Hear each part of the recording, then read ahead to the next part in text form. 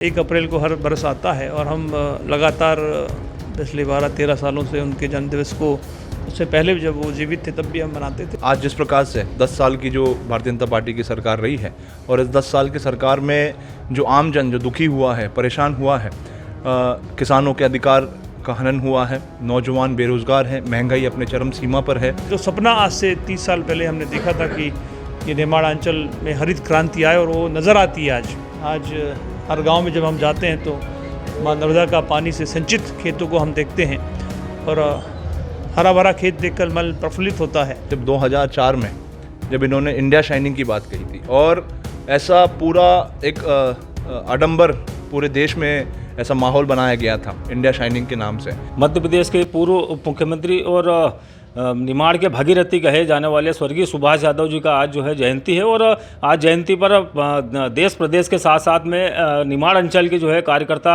अपने प्रिय नेता को श्रद्धांजलि देने के लिए बोराव पहुंचे हैं और उनके बेटे जो है और खरगोन जिले के कसरावद विधानसभा क्षेत्र से कांग्रेस के विधायक सचिन यादव जी हमारे साथ में हैं। किस प्रकार से संकल्प को पूरा करेंगे सुभाष यादव जी के? देखिए, प्रतिवर्ष अनुसार इस वर्ष भी स्वर्गीय पिताजी का जन्मोत्सव ग्राम बोरावा में बड़े हर्षोल्लास के साथ समस्त साथियों के साथ में मनाया जा रहा है और हम सब लोग कृत संकल्पित हैं और तमाम हमारी कोशिश है, प्रयास है कि स्वर्गीय पिताजी ने जो सपने देखे थे, जो लड़ाई उन्होंने किसानों के लिए, गरीबों के लिए, मजदूरों के लिए, पिछड़ों के लिए, दलितों और आदिवासियों के लिए जो लड़ाई छिड़ी थी, उस लड़ाई को आगे बढ़ाने का काम हम सब साथी मिलकर के कर रहे हैं। प्रतिवर्ष जो है आयोजन होता है और बड़े पैमाने पर यहाँ कांग्रेस कार्यकर्ता पहुँचते हैं। अभी आगामी जो है लोकसभा चुनाव भी है और उसको लेकर कांग्रेस कार्यकर्ताओं में भी खासा उत्साह है। किस प्रकार से अब जो है कांग्रेस के लिए चुनौती रहेगी? देखिए, निश्चित रूप से आज जिस प्रकार से 10 साल की जो भारतीय जनता पार्टी की सरकार रही है और इस 10 साल की सरकार में जो आम जन जो दुखी हुआ है, परेशान हुआ है, किसानों के अधिकार का हनन हुआ है, नौजवान बेरोजगार हैं, महंगाई अपने चरम सीमा पर है, कानून व्यवस्था जो है पूर्ण रूप से चरमरा गई है, पूरी तरह से देश में जो है तानाशाही का माहौल है, विपक्ष की आवाज़ को लगातार दबाने का काम किया जा रहा है। आम जनता की जो रोज़मर्रा की ज़रूरतें, जो आवश्यकता हैं, उनके जो विषय हैं, जो मुद्दे हैं, उनको लगातार भारतीय जनता पार्टी की सरकार में उनको नज़रअंदाज करने का काम किया जा रहा है। तो निश्चित रूप से आज भारतीय जनता पार्टी की सरकार के प्रति एक जन आक्रोश है और हमें पूर्ण विश्वास है कि आदरणीय राहुल गांधी जी के नेतृत्व में हमारे जो गठबंधन है, उस गठबंधन के सहारे जो है हम लोग निश्चित रूप से देश में जो है सरकार बदलने का काम हम सब साथी मिलकर करेंगे। मध्य प्रदेश में जो है कई नेता कांग्रेस के छोड़कर जा रहे हैं, बीजेपी में शामिल हो रहे हैं, तो इसका कितना असर पड़ेगा कांग्रेस पर? देखिए, मैं नहीं समझता हूँ कि इसका कोई बहुत ज़्यादा असर पड़ेगा। अगर कोई व्यक्ति जाता है तो उसके जाने से जो रिक्तता आती है, उस रिक्तता को भरने के लिए हमारे पास अनेकों कांग्रेस पार्टी के ऐसे सिपाही हैं जो उस रिक्तता को भरने का काम आने वाले समय में करेंगे। मोदी जी ने 400 पार का नारा दिया है और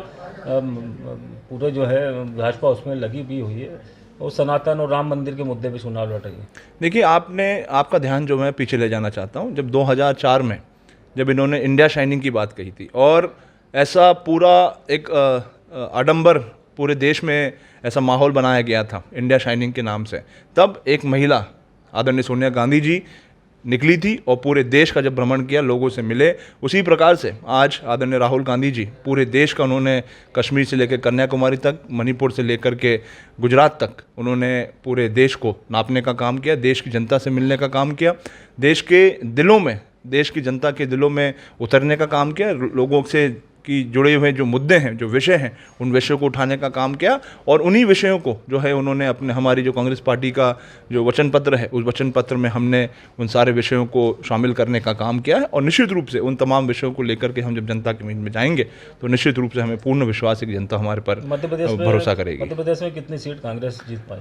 पूरी हमारी पूरा प्रयास है कि पूरी की पूरी सीटें जो है हम कांग्रेस पार्टी जीत कर। अंतिम सवाल, खंडवा लोकसभा क्षेत्र से प्रत्याशी घोषित नहीं हुआ तो क्या लगता है अरुण यादव जी चुनाव लड़ेंगे? देखिए, हमारी कांग्रेस पार्टी की एक प्रत्यक्ष चयन करने की प्रक्रिया होती है और उस प्रक्रिया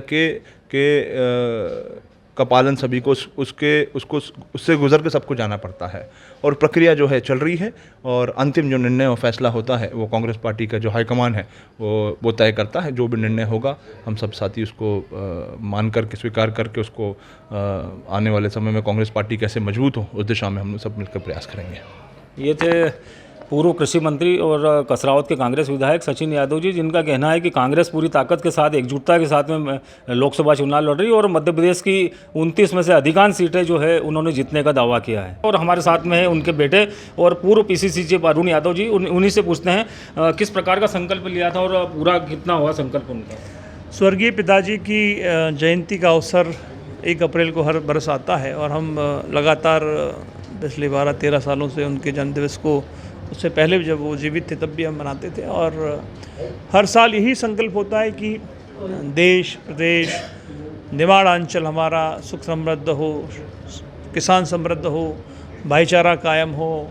ईश्वर हम सबको आशीर्वाद दे कि हम निरंतर देश की, प्रदेश की, निमाड़ की प्रगति में अपना सहभागिता बनाकर रखें। और जो सपना आज से 30 साल पहले हमने देखा था कि ये निमाड़ अंचल में हरित क्रांति आए और वो नज़र आती है आज हर गांव में जब हम जाते हैं तो माँ नर्मदा का पानी से सिंचित खेतों को हम देखते हैं और हरा भरा खेत देखकर मन प्रफुल्लित होता है। तो वो जो संकल्प था उसको सने सने पूरे निमाड़ अंचल में हमने पूर्ण किया उनके आशीर्वाद से। और आज उनका जन्मदिवस से आज भी ये संकल्प हमारा है कि हम सब लोग मिलकर एक मजबूत संगठन देश में, प्रदेश में खड़ा करेंगे और उनके आशीर्वाद से, कार्यकर्ताओं के सहयोग से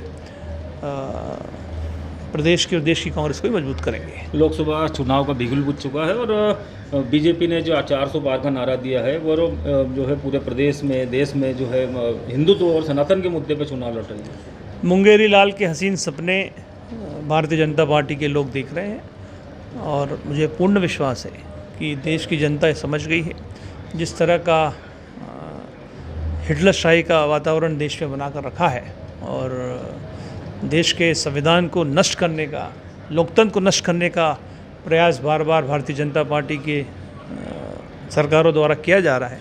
मुझे पूर्ण उम्मीद है कि देश की जनता इसका करारा जवाब लोकसभा के चुनाव में देगी और एनडीए की जो गठबंधन हमारा है उसके नेतृत्व में एक मजबूत सरकार हम देश में बनाएंगे। कई कांग्रेस नेता बीजेपी में शामिल हो रहे हैं, खासकर छिंदवाड़ा को जो है टारगेट किया जा रहा है मध्य प्रदेश की 29 सीटों में से। किस प्रकार से आप देखते हैं इसको कांग्रेस के जो जा रहे हैं? मैं समझता हूँ अपने निजी स्वार्थ, निजी लाभ के लिए भारतीय जनता पार्टी में सम्मिलित हो रहे हैं और ये अच्छा, नए लोग आएंगे, नए लोगों को अवसर मिलेगा। हम जैसे हज़ारों कार्यकर्ता इस कांग्रेस पार्टी के लिए समर्पित हैं। देश की सबसे पुरानी पार्टी है।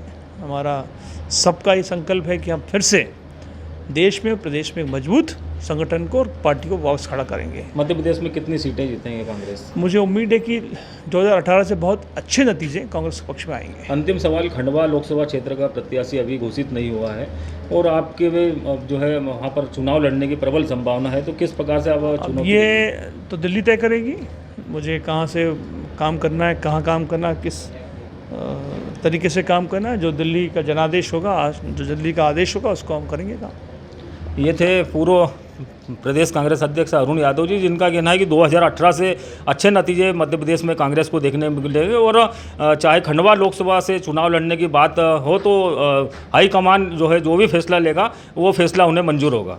शशिकांत शर्मा, IBS 24 खरगोन।